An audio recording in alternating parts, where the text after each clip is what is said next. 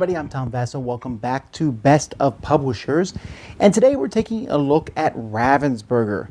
Now, Ravensburger is fairly unique amongst board game publishers because they've been around longer than, well, pretty much everybody.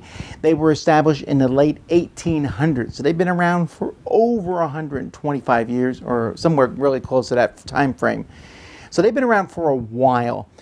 They have some subsidiary companies, Alea. Many people know Alea for the games that they make, and they're also well known for their puzzles. In fact, they've made the largest puzzle in the world. You can buy a 32,000 plus piece puzzle if you are so inclined to do such a thing.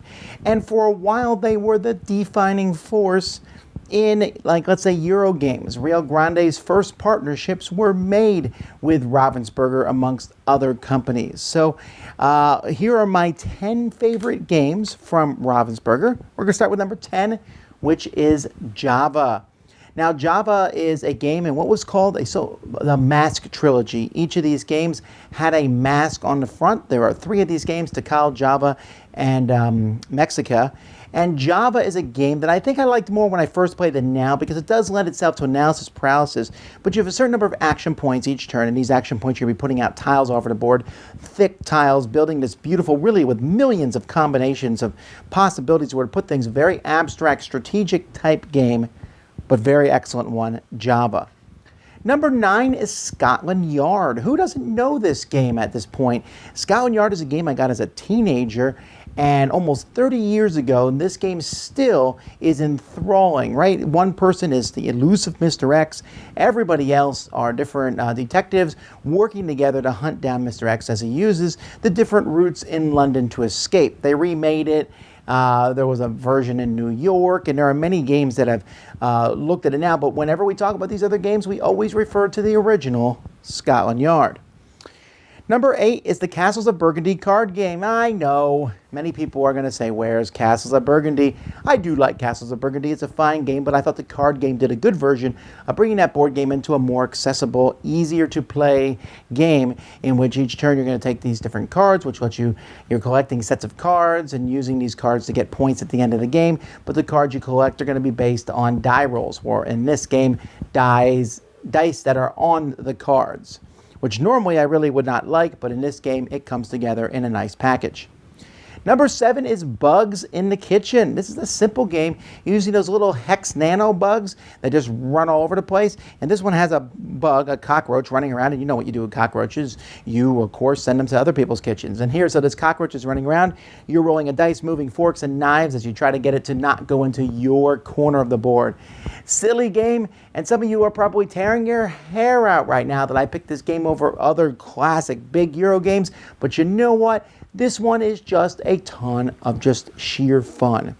Number 6 is San Juan. This is the card game version of Puerto Rico, and it certainly has some similarities to Race for the Galaxy, which came out later on. But San Juan, just this simple game where the idea was you have a card, which could be a building, but it also could be a resource to build buildings.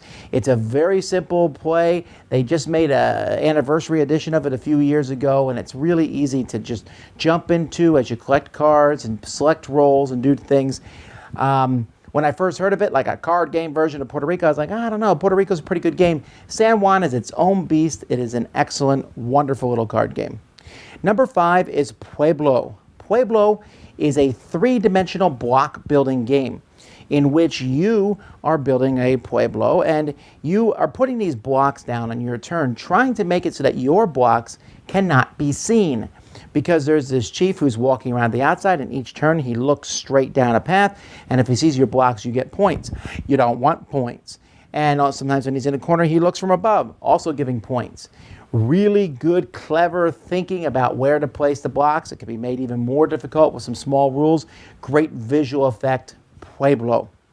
Number 4 is the other one in the Mask Trilogy I really like. Tikal I think is fine, but didn't make my top 10, and that is Mexica. Mexica was just reprinted by Yellow, but the Mexica, the original game, just a simple one of area control, except you are building the areas. So you're using canals to make the areas, so they might be bigger, they might be smaller.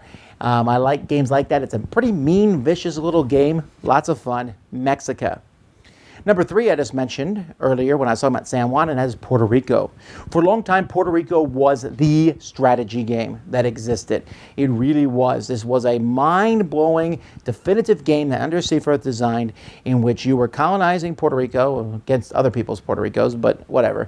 And each turn you picked a role, and that role gave you an action, but everyone else could do the action. But by picking the role, you got a bonus. And so you had to pick the right roles at the right times.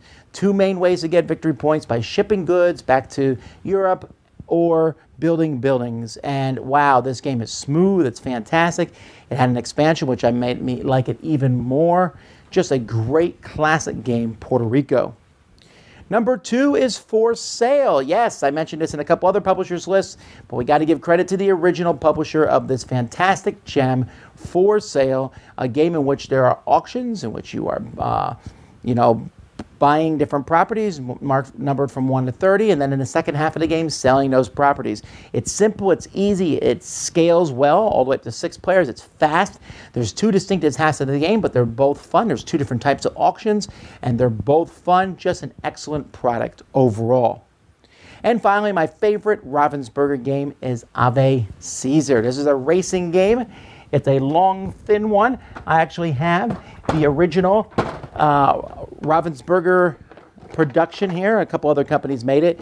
But this racing game, which I wish someone would reprint, or even Ravensburger themselves, is a fun one where you are racing around a track using small decks of cards.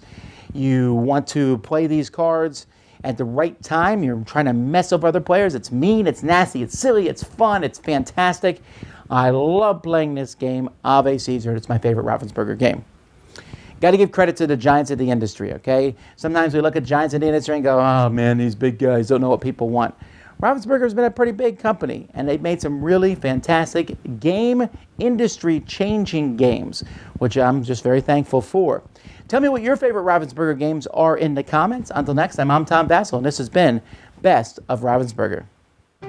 Thanks so much for watching the Dice Tower videos. Find more great videos and reviews, as well as our top-rated audio podcast at Dicetower.com. You can also find other great shows at Dicetowernetwork.com. I'm Eric Summerer, and you've been watching The Dice Tower. The Dice Tower is sponsored by Cool Stuff Inc., where you can find great games for great prices. Cool stuff in stock. Check them out at CoolStuffInc.com.